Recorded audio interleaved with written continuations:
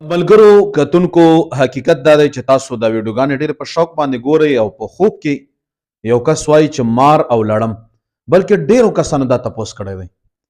ملګرو خوبونه لیدل دا د رب العالمین د طرف نه یا خو زیری وي یا احتیاط وي او یا یو نشاندهي وي او کله کله دا خوب چې وي دا د شیطان د طرف نه وي. خوب کې مار او لړم لیدل حقیقت دا دی چې مار دا د آدم علیه السلام د دور نه د انسان دشمن دی. آدم علیه السلام آغا چې جنت نه راووتو نو که خیالو کې ورسره دا مار او تاوس او حوا بیبي علیه السلام دا ټول راکو شوي وو. هغې طرف ته زه نه درومم په خوب کې مار او لړم لیدل څنګه دي. مار او لړم دا په ظاهریم دشمن دی او په خوب کې چې وینم دا دشمن دی. دشمن نه مراد انساني دشمن. کتا په کور کې ولیدو مار او لړم تا کورنۍ دشمن دی، احتیاط کوه. کتا ولیدل چې بهر په بیدیا باندې مار او لړم تا ولیدو دا بهر دشمن دی. او که ودې لیدل چې مار او لړم سره د تا جګړه راغلی ده نو تا به دشمن سره جګړه راځي.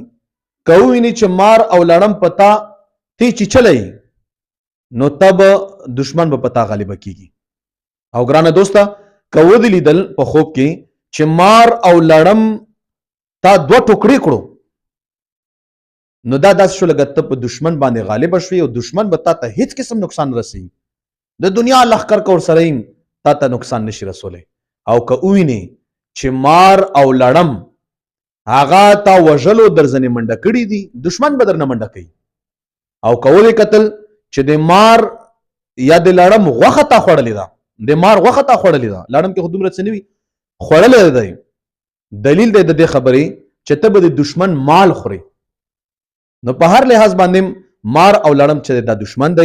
کوشش کوئ چې کله داسې یو خوب ووینئ چې تاسو له مار او لړم ټک در کی وم چیچي زخمیم کی نو نږدې چې در سره چرته مدرسه وي، علما وي، طالب علمان وي، هغوی باندې صدقه وکړئ. که لږه وي او که ډېره وي، خوراک په شکل کې وي او که څنګه وي، صدقه پرې وکړه او دا دعا وغواړه چې رب العالمینه د دغې خوب د شر نه موږ وساته. او چې کله راپاڅېږي د خوب نه او بد خوب دې ولیدو نو ګس طرف ته لاړې توکئ.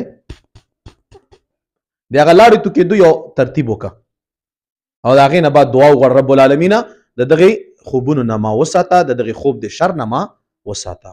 او شوي داسې چې مار او لړم څوک چیچلی دی تکلیف ورته رسېدلی دی. رب العالمین د موږ تاسو ته په خوب او په ویښه کې خیر پېښ کړي. جزاکم الله خیره.